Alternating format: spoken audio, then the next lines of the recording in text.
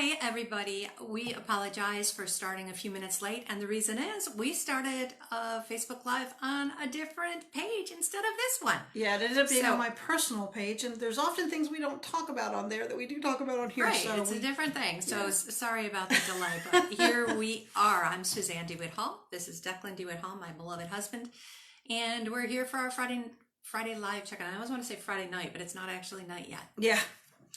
So what are we talking about today? Well, we're going to take questions. Often people send us questions either to our personal direct message inbox or they put them underneath comments. And every once in a while, we like to grab some of those and answer them live and in person. And that's what we're going to do today. So we've got about 10 of them, and we're just going to go through them. And we started answering them before, but we're going to answer them again now. So if you join me on my page, you're going to have to hear them again. Sorry. Go get a drink, come back. Be faster this time, though. All right, what's our first one? I think I asked this one. Thank you, a few weeks ago, you mentioned working on a revised edition of Where True Love Is with updated pronouns. How's that coming along?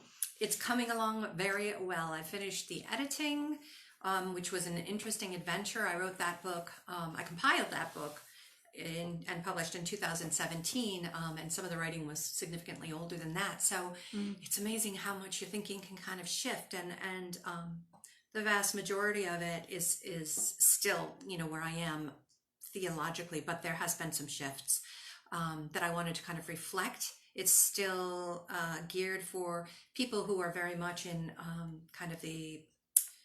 have been formed and are still kind of part of the evangelical or conservative Christian mindsets to help them. But yeah, it's got a revised cover. It's got inclusive language for pronouns for God, and it should be available within the next few days. Well, I know you've been working hard on that, so I'm glad that question was asked. I think that it's important as we grow that we're willing to make revisions and change things and make them better or more appropriate for the time and where we are. Yeah, absolutely. So yay, I'm glad that's coming along good. Mm-hmm. So here's a question for you. All right. What's been the best thing about coming out as trans? Wow, that's a good one. There's a lot of scary things, but I think the best thing has been the support. When you get several negative comments, one supportive comment helps you move on and enter into being who you are. I think the calmness that has come with being myself. I think for 58 years I scurried around, knowing that I was in the wrong body, being a woman when I wasn't. And there's a calmness to being able to admit this is really who I am. And I have the support with me now and the courage and the strength to be who I am and to blossom into the olive who God made me to be. And with me, I know that is a man, and a man inside a woman's body.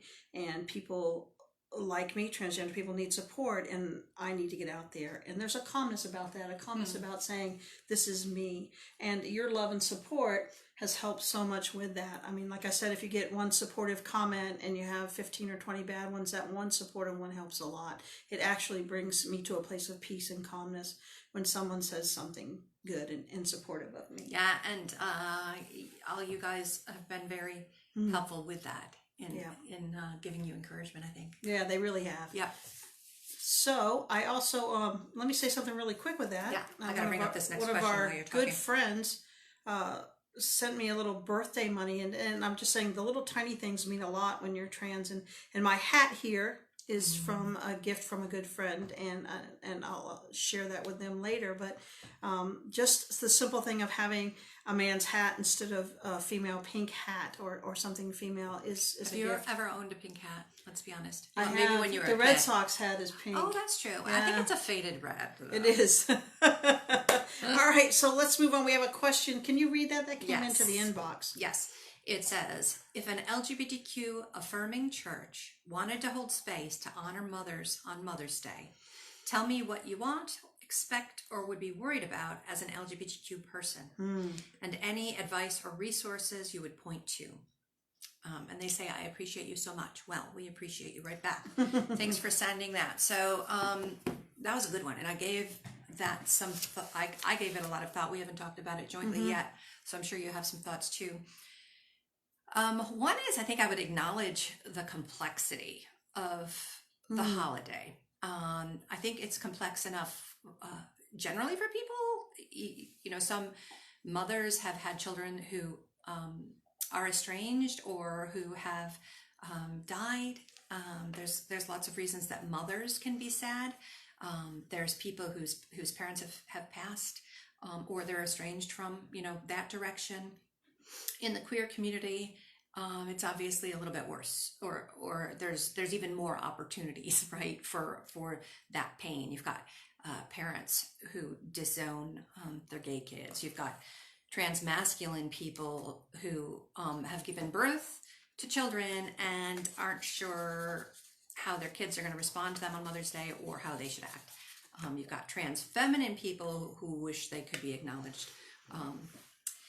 So I think acknowledging to the congregation that the complexity exists, which is probably something that most pastors would do anyway, is important. In trying to help with some of that, one thing that I think is useful is to look at the references to God as female. There's a bunch of them. There's the mother hen analogy in Revelation 1:13. There's Jesus as having feminine breasts, milk producing breasts. There's a bunch of the Holy Spirit is female, and sort of that mothering kind of concepts of God. And those things are stressed frequently in other spiritualities, other religions, that acknowledging that creation itself, the earth, all of creation is this sort of life-giving, mothering force that we can all tap into, even if our relationships with being mothered or mothering someone directly are painful. Should I keep going? I've got a few. Keep going. Things. I think these are really good points. Okay.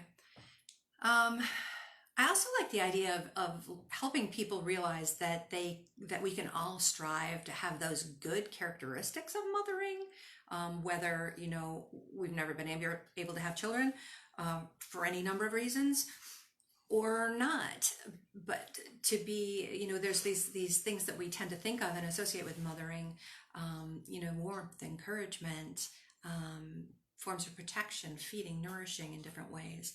We can it would be great if more and more humans did that, regardless of their sex, their gender, their role in life. So kind of encouraging people to tap into those lovely mothering characteristics. And then I thought of two tangible things that could be potentials that if we were holding a service, what we might do. And one was that maybe you could create some non-gendered cards of some sort to do that thing about encouraging those caring characteristics. So if you had some kind of a non-gendered card and you pass them out to the congregation and encourage them to give to someone who was not their biological mother, but who has shown care in lovely ways to acknowledge them. So that was something I was thinking you could probably make something like that. And then the last idea I had, I'm a big fan of litanies, creating litanies for specific purposes. And it would be perhaps a good thing to write a litany that both acknowledges the people who could be in pain, and praying for their healing and comfort, and celebrating mothers as we've traditionally known them, and mothers in other ways. So kind of this litany of prayer that the people engage with and have responses to. And I was thinking maybe I could write one. So I think that I'll probably write one and make it available on the Where True Love Is website, so that you could use it as a starting point in your churches if you're out there, and if you would like to. So thank you for that question. It was a really good one. That's a really good question. I think pastors it's a tough place, I think, to be in. I mean, mothers come in all shapes, sizes, and genders, just like God. And how do you honor a mother without hurting someone else? That's really tough. Right. I feel for them. I think that to remember that it encompasses all genders, just like God, is essential. I think how do you, some way acknowledging everyone. I don't know how you do that. Right. That's a tough thing. I think the litany form works really well there, Yeah. because you can even add a line that says, "And for all those, that we haven't thought of, but who are either celebrating or suffering today." If your congregation is accepting and affirming, not just accepting, but affirming and inclusive, and you acknowledge the same-sex couples, that would be great too. I mean, there's a lot of women who are married, who have children, who have gone to many Mother's Day services and not been acknowledged. So as a pastor, my heart goes out to you. This is a tough one. It's a really good question. Yeah. I think to show love and to show that mothers come in all shapes and sizes and all genders and from all walks of life. And a lot of them never give birth. And they never give birth. So, I mean, just to acknowledge the good qualities that you see in a person that is a mother, just like God has, so that one we could go on forever. Yeah. So we're going to let that go, and we're going to pray for you pastors on that one, because that one's kind of tough. Yes. So, and if you have ideas, pop them into the comments here, because that'd be great. The people who ask can come back and take a look and see. You undoubtedly have some thoughts. All right, so we have another question. You ready to move on with this one? Yes. So where is it? Oh, up there. Oh, this is for me to ask you. What are you looking forward to in your coming work? Oh, was it for me? I put it for you. I know snuck you that did. one in on me. I think I'm looking forward to sharing our experience as a couple and what we're going through in this transitioning period, because I think that everything that you go through in life can help somebody else. I think our stories are really important. So I look forward to sharing little tidbits about our story and hope that they help you. We're not perfect by any means, but we really put a lot of thought and effort into sharing love with each other and being loving and being that couple. So I hope that when we share the insights of things that happen in our life, it helps you. So I'm really looking forward to that whole transition of that. And I'm looking forward to seeing how that helps people and seeing their reactions and their comments and what they say to us helps me. So every time I share something, it's not that I'm giving you something on where true love is. It's a give and take. So when you respond and you comment, you are blessing our socks off. In return, love is an action that's interwoven. So I look forward to that. It's a circle. I look forward to that interaction. That makes sense. You tricked me on that one. I did trick you. So this one is also for you, and it's interrelated, really. What's your favorite thing about the Where True Love Is family? I think the love and support. I think there's a lot of love and support on this page, and when we do talks or we speak anywhere, anything that we're involved in on social media or at colleges, I just see this genuine love that people want to reach out, they want to speak up, they want to be heard, and they want to love back. And that's, to me, that's the best thing about the Where True Love family, is it really is like there's an unconditional love on this page. I mean, we get those people that come in and everybody says that's not nice what you're saying, and we have to block them, but the majority by far are very loving people. And that's a really good thing to see in today's world. So on this page, I just love the love. That sounds all right, all like you, all over the place. All right, I'm going to ask you a question now. Are you ready? Yes. Someone sent this one. And this they is said, a hard one. This is a hard one, and I felt them and I almost cried, but they said, I want true love. How can I get it? Man, oh man, I'll tell you, if you had the answer to that, you would be, if you could bottle it, you'd be rich, that's for sure. Darn, for us, I just feel so blessed, because it was as if you popped out of the sky and, God just dropped you on my lap. I think, look in the right places. Don't be looking in, probably bars aren't the best place. Although you can meet the right person anywhere. I would say one thing is that, look at the warning signals early and recognize them. People tend to show you who they are. Sometimes it can take a little bit, but usually if people are, if there's some fundamental potential problems for the future, chances are the warning signs show up fast. Pay attention to those and, get out of the way of that bad energy. You deserve people who treat you well. who Amen. who love and care for you. If people are showing you that they don't, believe them. Right. As far as how to find them, that is such a hard question. Did you have thoughts about that? Well, I think sometimes we can be our own worst enemies. Sometimes we underestimate our value. I think it's really important when you meet people to become friends first and let that friendship grow and see what happens from there, because I think that's a good foundation. But I think that the underselling of yourself is really a bad thing. I think you need to remember that you are a princess, you are a prince of the King of Kings and the Lord of Lords. You are loved beyond all, every single one of you. And you should be treated with love, dignity, and respect. You should be trusted. You should be able to trust that person. Look for the qualities in them that you want. And if you see the red flags, like you said, don't go in that direction for a serious relationship. Where true love is I think an unconditional love. So you want to look for someone who can love you at your worst and love you at your best. And that's hard to find nowadays. But I think if you undersell yourself, you make it a lot harder. Yeah.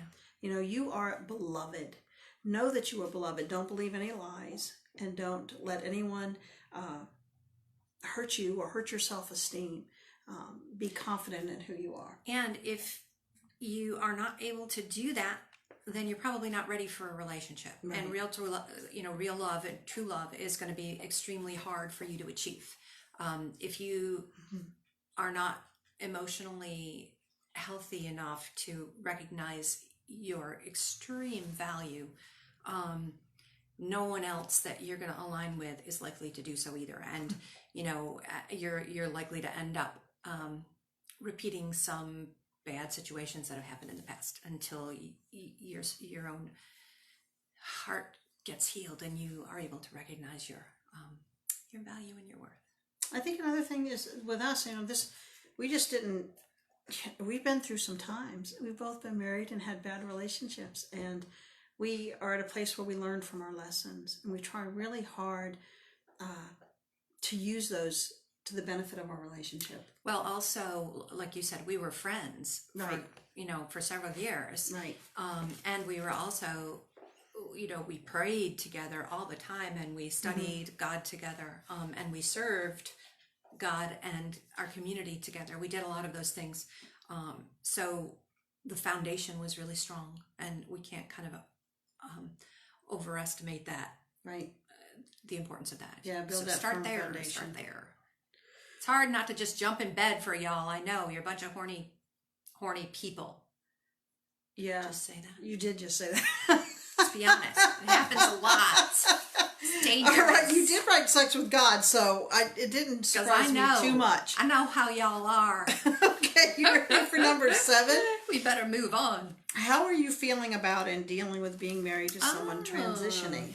I feel, first I was going to say, I feel great about it. And then I was like, I feel fine about it, but fine is such a namby-pamby word. It depends on when you ask me. The times that you are sad, then I am sad. And the times that you are happy, I am happy. And all of the time I am hopeful, and my baseline of peace is there, and a joy that at watching you realize who you are, and looking back on things and seeing how the pieces all lined up. How it all made sense. It's been interesting. Yeah. So I'm good with it. It's mostly just feeling your pain with you when you are experiencing it. Well, it's definitely arm in arm with us, and I'm blessed by that. So, all right, ready to move on? Yeah. This is a 2-part, so this is for both of us. You want to read this one? Sure. What is the best and worst part about being a writer? Oh, goodness. Gosh. So the best part is that it's a creative outlet, and that there's some piece of me that if I'm not writing, I feel like emotionally constipated, if you can imagine such a thing. And you know it. You can tell. You're like, you better just get some. You'll start giving me ideas. And I'm like, I don't need ideas. I got plenty of ideas. Go write about Rumble Pimple.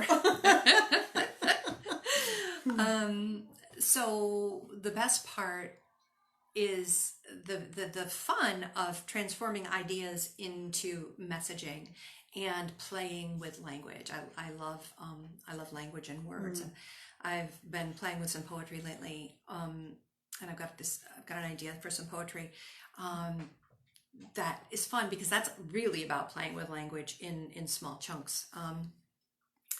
The worst part is the imposter syndrome, the facing the blank page or the big idea, because I get lots of ideas. And then sometimes there's, sometimes an idea feels so good and has so much potential that I'm afraid to step into it because I'm afraid I'm going to break it. Whatever it is, I won't be able to create the thing that I'm envisioning. Yeah. So that's hard. And then self-discipline is hard because with writing, the only way it gets done is if you sit, butts in the seat. You got to put your butt in the seat and you got to just do it. So yeah. Those are the bests and the worsts. And hearing from readers too. I forgot to say that. Hearing from you guys, when you give us feedback, when you leave reviews, when you just let us know that a book has helped you, it means a ton. It's super encouraging and helpful in giving me fuel for keeping going. Oh, so the next one, the second half is you. What's the best and worst part about being married to a writer? Ooh, truth comes out now. Well, I know I'm going to be in books, so I better behave. Everybody who knows a writer, you could end up in their book. Remember that. I think the best part about it is reading your writing. And God, you bless me with your words. I think it's a gift from God. And when you see someone dance into to their gift, it gifts you. I mean, you're just like, wow, that's beautiful. A painter painting, a writer writing, a dancer dancing. That is a gift for you to watch or be around and that's be awesome. with. I think the worst part is that I just want you to write more. I just wish that you could. You wouldn't out believe the whip cracking that goes on in this house. Like more. The hard taskmaster. All right. Well, I think I think Gareth has a question here. Right. Says, what's your advice for someone thinking of writing their life story about faith and sexuality? Well, number one, I want to see start Gareth's writing. book. Yeah, For sure. Start writing. Be honest. Authentic, yeah. I would say to begin with, just dump your heart and soul out onto the page and worry about what it's going to turn into after that. I'm not sure how much writing you already do because sometimes we get in our own way of trying to perfect something as it's being produced, and then we won't actually just get the good stuff out. So the first advice is just get everything out there. Then kind of look for themes and an arc, because sometimes the best stories aren't just chronological. It's not necessarily, I was born in 1965 and then this happened and this happened and this happened. Pick out the things that are going to be the most powerful and helpful to someone else. I assume that you're wanting to tell your story because it will help other people, given who you are. So kind of pick up and expand on the things that are powerful and helpful potentially to others, and weave in the beauty and the pain. Give people those emotional ups and highs and lows. Create page turners. I could talk all day about writing. Can you read that question that just popped up? Yes. Can I add something first? Gareth, with your permission, if you put under the comments, I would love to share your page because you bless me all the time. Yeah. So you Beautiful toss stuff. down permission for me to share that, and I will. Okay, now would you, sweetheart, read that one? Yes, and this better be our last one because I think, what time is it? We do a totally unrelated, 4:34, we're already over, our cookbook love video at 4:30 because we started late here because we screwed up. So here's a question. What is your advice for trans women who are domestic violence survivors and get overlooked as a person? I'm so sorry, wow. Maya. This is rough, and that is a big question, and I'm hoping that some of you out there can respond to that, maybe with some specific if you've gone through anything. Do you have any initial thoughts? Well, I have some pages and I have some links that I'll share when we're finished with another video we have to do later. I'll go pop back on Where True Love Is and I'll share some links that might help you out. you should never be abused. And if you need to be in recovery, there are online therapies and therapist sessions that you can get, that you can do from your home. I know with COVID, everybody's scared to go out. I'm glad that you're entering into being yourself. We want to lift you, and I want to share those. If you send me a private message, I can send them to you privately, or I can put them on the page. So contact us one way or the other, which way you would like it. I'll share them anyway for the rest of the page. Right. Other people. That's a good question, and needs a whole lot of time. And you need a whole lot of support, and you need love, and you need to know that you are worthy of love, and that God loves you. Yes. And I love that you're being yourself. Keep going. And you say that, there's the discrimination a lot. That hang on to the fact that the world is changing. Awareness is being raised. Trans visibility is changing the world. And I'm sorry that you're at the receiving end of some of that baloney, but we're holding out hope. What you're doing now is changing the world for future generations of people to come. And I hope that there is some tiny, tiny, tiny smidge of comfort in that for your bravery. Okay, so we're going to have to wrap up, but I need to answer this last question really quick. And we're going to wrap up. We're going to relate to our other page. Is being LGBTQIA you want to answer it together? A sin? No. We get asked this all the time. God created you. God made you. God loves you. You are beloved. You are a beloved child of the King of Kings, created in their image. The God of all divine love loves you. Yep. And where true love is, God is there. So focus on love. God's going to be happy. And those are the greatest commandments. I mean, if anybody wants to throw the Bible at you, go to those 3 greatest commandments. What did Jesus say? Love, love, love. All right, everybody. We gotta go. We're late. Go. We love you all. Have a great weekend, and we'll see you next week. Take care.